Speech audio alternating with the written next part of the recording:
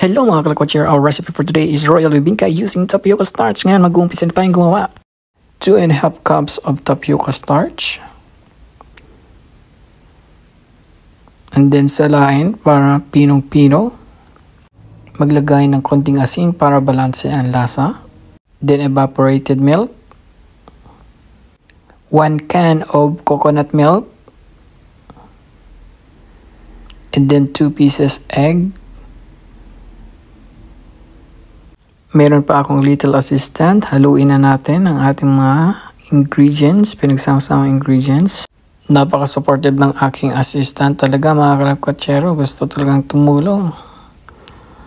Then melted butter, ilagay na natin. Then mix them together. Haluin nyo lang mga kalakwatsero hanggang sa mag-combine lahat ng ating mga ingredients. Konting tiyaga lang. And then, maglagay na ng 3/4 cup ng condensed milk.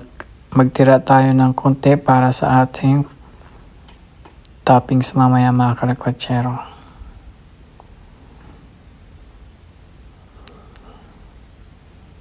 Pag nahalo-halo na, gawin na natin ang ating toppings. 1 piece of egg yolk.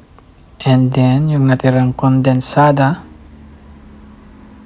haluin lang mabuti para mag-mix together. And then, ilagay na sa pan. Nilagyan ko pala ng mantikilya yung pan para hindi dumikit mga kalakwatsero.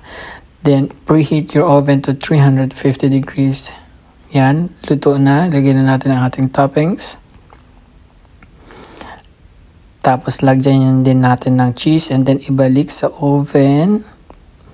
Antayin maluto yung cheese at saka ayan, luto na mga kalakwatsero. Tikiman na ang ating royal bibingka using tapioca starch.